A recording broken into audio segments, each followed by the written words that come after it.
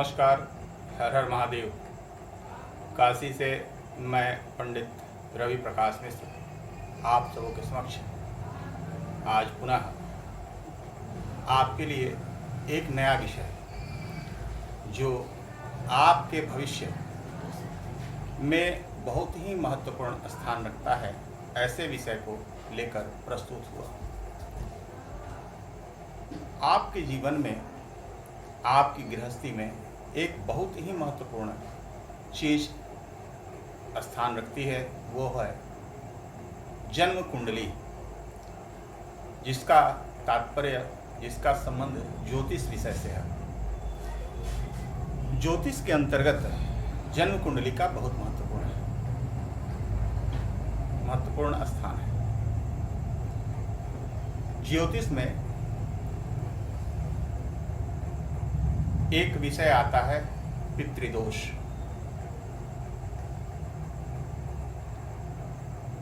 और यह लगभग 50% मनुष्य के जीवन में अपना प्रभाव दिखाता ही दिखाता है। वह पितृदोष जन्म के समय उत्पन्न हो जाता है, अर्थात ऐसा कहें कि साथ में ही आता है। पितृदोष है क्या? पितृ कौन है? आपके पूर्वज। आपके पूर्वज जो अपने जीवन काल में कुछ गलतियां कर जाते हैं, उस गलती को पुण्य में बदलने के लिए, उस किए गए कृत्य के पाप को पुण्य में बदलने के लिए आपके द्वारा कृत पुण्य को अपने तरफ लेने के लिए वह पितृदोष का निर्माण करते हैं। इसी को पितृदोष कहते हैं।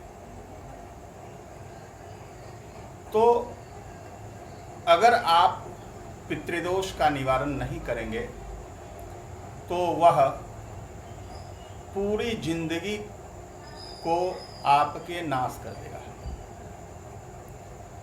मैंने बताया आपको लगभग 50% लोगों की कुंडली में पितृदोष बाधा रहता है, जो जीवन को नर्क के समान बना देता है।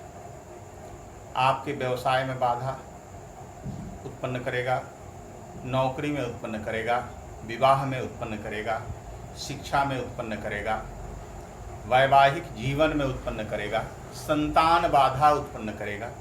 यह सारी चीज़ें और भी आर्थिक समस्या, यह सब उत्पन्न कर देता है।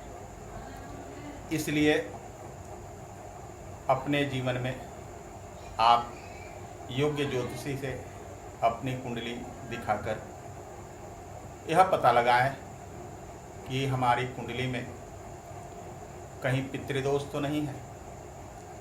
अगर पितृदोष है तो उसके निवारण के लिए उपाय करें, जिससे आपके जीवन में आए हुए संकट का निवारण हो सके। पितृदोष का निवारण कैसे होता है, यह भी मैं आपको अभी बताऊंगा। पितृदोष बहुत बड़ी बाधा है। पितृदोष जब आप किसी ज्योतिषी से दिखाएंगे तो वह ज्योतिषी महोदय आपको बता देंगे कि पितृदोष है या नहीं। पितृदोष के लिए निवारण के लिए त्रिपिंडिक श्राद्ध होता है। कभी कभी जब बहुत बड़ा संकट रहता है तो नारायण बलि भी होता है। लेकिन पितृदोष के निवारण के लिए त्रिपिंडिक श्राद्ध। काशी में पिशाच मोचन तीर्थ है, जहाँ त्रिपिंडिक श्राद्ध की विशेषता और महत्वपूर्ण स्थान बताया गया है। अगर काशी में पिशाच मोचन पर त्रिपिंडिक श्राद्ध,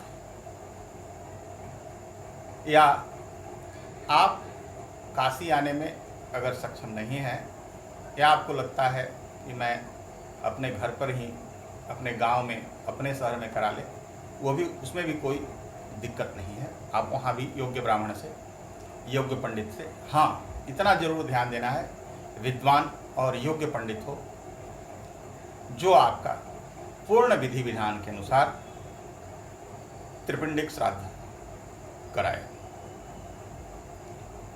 अगर आपके घर में कोई अकाल मृत्यु हुई हो तो आप नारायण बलि भी करा सकते हैं, लेकिन त्रिपिंडिक श्राद्ध कराना आवश्यक है।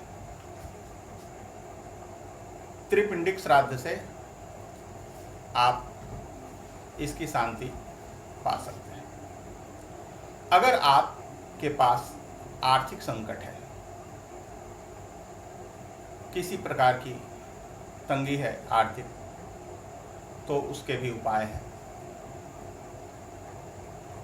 त्रिपिंडिक श्राद्ध में गया का भी बहुत महत्वपूर्ण स्थान है। आप गया में जाकर अपने पितरों को बैठा दें तो भी पितृ शांति हो जाती है। आर्थिक रूप से अगर परेशानी है तो आप विष्णु सहस्त्रनाम का, ध्यान से सुनिए, विष्णु सहस्त्रनाम का पाठ योग्य ब्राह्मण के द्वारा कम से कम 36,000, वो भी अगर संभव नहीं हो, ब्राह्मण ज़्यादा पैसा मांग रहे हैं, तो कम से कम 21,000 विष्णु सहस्त्रनाम का पाठ करा दें। इससे भी पितृदोष का निवारण होता है। अगर ये भी संभव न हो तो आप स्वयं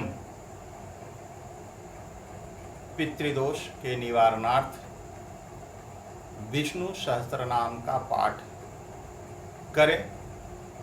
इससे पैसे तो बच जाएंगे, लेकिन आपका समय लगेगा। हाँ, कैसे करना है आप मेरे फ़ोन नंबर पर संपर्क करके मुझसे पूछ सकते हैं, मैं बता दूंगा। मेरी ईमेल आईडी भी है, उस पर भी आप संपर्क कर सकते हैं, फ़ोन नंबर पर भी संपर्क करते हैं, जो आगे दृष्टिगोचर होगा जब आप वीडियो देखेंगे तो उस पर आपको दिखेगा, ईमेल आईडी भी दिखेगा और फ़ोन नंबर भी दिखेगा। एक और इसमें समस्या है, जब लोग गया में जाते हैं अपने पितरों को बैठाने के लिए, तो कभी कभी ऐसा होता है कि ब्राह्मण तो वहाँ गया के बता देते हैं कि पितर आपके बैठा दिए गए, लेकिन कभी कभी नहीं बैठते पितर।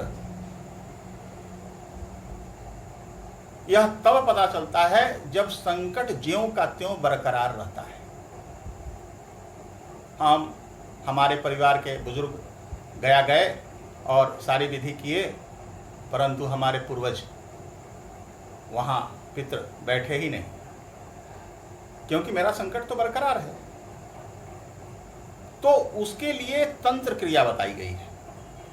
वो तंत्र क्रिया किसी योग्य तांत्रिक के पास जाकर सारे पितरों को इकट्ठा करके एक जगह बांध कर तब गया जाना चाहिए। तब वहां पितर भाग नहीं पाएंगे, छटक नहीं पाएंगे। ऐसी स्थिति मैंने कई बार कई परिवारों के साथ देखा है। इससे, इस क्रिया से पितृ भाग नहीं पाएंगे और आपका कर्म पूर्ण होगा। काशी में आप यह कार्य कर सकते हैं।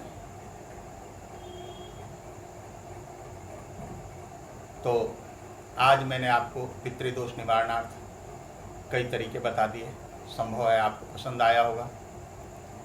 आप मेरे इस वीडियो को लाइक करना न भूलें, शेयर करना न भूलें, सब्सक्राइब करना न भूलें, क्योंकि इससे मेरा मनोबल बढ़ेगा और मैं आपको नई जानकारी देने में सक्षम हो पाऊँगा। नमस्कार। हर हर महादेव।